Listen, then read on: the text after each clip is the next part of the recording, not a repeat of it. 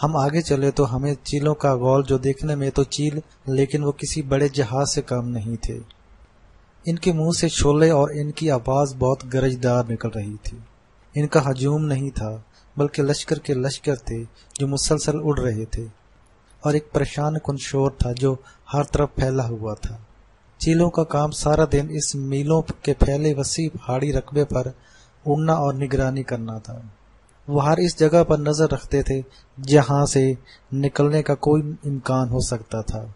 دن رات ان کا یہی کام تھا۔ ابھی ہم ان چیلوں کے جناتی حالات سن ہی رہے تھے کہ ہمیں احساس ہوا کہ عبدالرشید کچھ اور کہنا چاہتا ہے۔ اس سے پوچھا تو کہنے لگا کہ میں ایک اور چیز دکھانا چاہتا ہوں جو یہاں کا سب سے خطرناک پہرا دینے والا گروپ ہے۔ پھر ہمیں غار کے اندر ایک اور غار میں لے جایا گیا۔ چلتے چلتے ایک طویل تنگ غار سے نکلے تو ایک اور میدان آ گیا۔ اس میدان میں تھوڑی دیر چلنے کے بعد کیا دیکھا کہ چمگادڑ نما ایک مخلوق ہے جس کی گردن ایسی ہے جیسے بطخ کی گردن ہوتی ہے، باقی سارا جسم چمگادڑ کی طرح ہے۔ وہ جگہ جگہ ایک ایک کر کے خاموش بیٹھی ہوئی، بالکل خاموش، ایسے جیسے ان میں جان نہیں۔ میں حیران ہوا۔ ساتھ حاجی صاحب کا بیٹا عبدالسلام نے میری حیرانی کو محسوس کرتے ہوئے پوچھا کہ کیوں حیران ہو رہے ہیں؟ میں نے کہا کہ حیرت کی وجہ دراصل یہ ہے ان کا کام کیا ہے اور یہ خاموش کیوں ہیں۔ اتنی لاکھوں کی تعداد میں ان کو آخر کوئی تو ذمہ داری دی گئی ہوگی۔ یہ ساری باتیں حیرت اور استجابی کی کیفیت میں بیان کی۔ میری حیرت کو دیکھ کر عبدالسلام کہنے لگا، یہی چیز تو آپ کو دکھانے کے لیے لائے تھے۔ یہ دراصل خون خوار اور پھاڑ کھانے والی مخلوق ہے۔ جنات تو لوگوں کو تنگ کرتے ہیں، یہ جنات کو تنگ کرنے میں حرف آخر ہیں۔ ان کا کام یہ ہے کہ جب بھی کوئی جن یہاں لڑتا ہے تو اس کو پہلے یہ ہلکی سزا دیتے ہیں، پھر بڑی اور بھیانک سزا دیتے ہیں، اور ان کے اندر ایک خطرناک مواد جسے انسان کی زبان یا دنیا کی تھیوری کے مطابق فاسفورس کہیں، پہلے آنکھوں میں، پھر کانوں میں اور پھر ناک اور زبان میں بھر دیا جاتا ہے۔ ان کو کالی زنجیروں کے ذریعے باندھ دیا جاتا ہے۔ وہ زنجیریں اتنی طاقتور ہوتی ہیں جنہیں وہ توڑ نہیں سکتا، اور نہ ہی ان زنجیروں سے جدا اور رہا ہو سکتا ہے، بلکہ اگر اسی وقت ان زنجیروں کو کوئی ہاتھ لگائے تو اس کا ہاتھ جل نہیں بلکہ پگھل جاتا ہے۔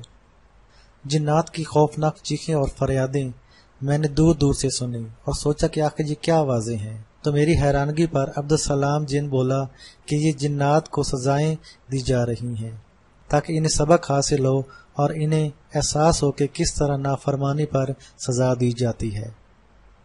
پھر عبدالرشید جن خود ہی کہنے لگا، میں آپ کو ان شرارتی اور باغی جنات کی سزائیں دکھاتا ہوں۔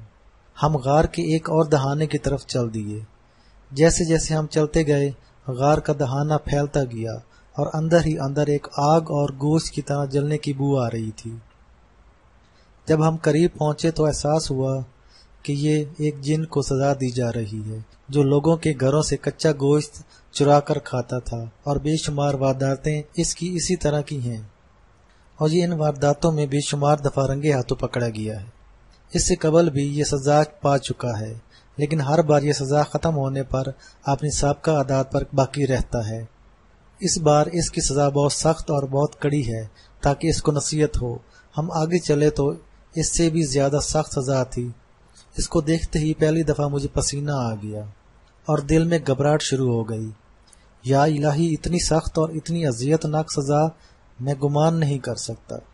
سزا کیا تھی؟ لوہے کی کنگھی جس کے دندانے تلوار جتنے بڑے، یعنی ہر دندانہ تلوار سے بھی بڑا ہوتا تھا۔ بڑے بڑے خطرناک دیو دور ایک پہاڑ پر چڑھ جاتے، پھر وہاں سے تیز ہوا کی طرح دوڑتے ہوئے آتے، اور وہ جن سخت طرح سے بندھا ہوا تھا، اس کے اندر وہ کنگھی گاڑ کر واپس جب کھینچتے تو سارا جسم ایسے ادھڑ جاتا جیسے ریشہ ریشہ ہو گیا ہو۔ سخت بدبو، چیخیں، ہولناک آوازیں، بس ایک انوکھا اور بدترین اذیت کا ماحول تھا جسے میں الفاظ کیا بس بیان نہیں کر سکتا۔ اب لکھتے ہوئے میرا قلم کانپ رہا ہے اور جسم میں لرزہ طاری ہو رہا ہے، حالانکہ میرا بچپن اور ساری زندگی جناتی دوستی اور جنات کے ساتھ، پھر ان کی شادی بیاہ، خوشی اور موت، ولادت، سب جگہ آنا جانا ہے۔ میں نے اپنی زندگی میں بے شمار واقعات، طوفان اور جناتی لڑائیاں اور کارنامے دیکھے ہیں، آگ، خون کے سمندر اور پہاڑ دیکھے، میں ڈرا نہیں، کانپا نہیں، سہما نہیں۔ لیکن یہ وہ منظر ایسا تھا جس نے انگ انگ اور روئی روئی کے اندر ایک طوفانی ہلچل مچا دی۔ میں نے پوچھا اس کا قصور کیا ہے؟ آخر ایسا کون سا خطرناک اور برا کام کیا ہے؟ تو مجھے بتایا گیا کہ یہ انسانی عورتوں سے زنا کرتا ہے۔ ہر وہ جن جو عورتوں کی عزت سے کھیلے، اگر وہ پکڑا جائے تو اس کے ساتھ یہی حال ہوتا ہے۔ اسے خوب سزا دی جاتی ہے۔ بعض تو اس سزا کے دوران مر جاتے ہیں اور جل کر راکھ ہو جاتے ہیں، کیونکہ جنات اگر کوئی برائی کرتے ہیں تو اس کی سزا ہونی چاہیے کہ آخر اس سے جنات کی بہت زیادہ بدنامی ہوتی ہے۔ ہم یہی منظر دیکھ رہے تھے اور باتیں کر رہے تھے کہ اچانک صحابی جن بابا تشریف لائے۔ ہم سب ان کے ادب میں کھڑے ہو گئے۔ فرمانے لگے، میں مدینہ میں نماز پڑھ کر آ رہا ہوں، مجھے پتہ چلا کہ علامہ صاحب آج جنات کی دنیا میں سب سے بڑی اور خطرناک جھیل دیکھنے آئے ہوئے ہیں۔ میں اس جھیل کا نگران ہوں۔ پھر انہوں نے اپنی ایک لاجواب بات بتائی۔ فرمانے لگے، ایک دن میں حضرت انس رضی اللہ تعالیٰ عنہ صحابی رسول صلی اللہ علیہ وسلم کی خدمت میں بیٹھا تھا، تو انہوں نے مجھے یہ دعا بتائی کہ جو شخص سخت خطرے میں ہو، پریشانی میں ہو، دشمن کا خطرہ ہو، یا جنات یا کسی حادثے کا یا لٹنے کا یا اغوا یا مال کے ختم ہونے کا جیسا بھی خطرہ ہو، بس فوری طور پر امن مل جاتا ہے۔ وہ دعا یہ ہے، بسم اللہ و علی دینی و نفسی و والدی و اہلی و مالی۔ بس سارا دن کھلا پڑے ہر حالت میں، یعنی وضو بے وضو۔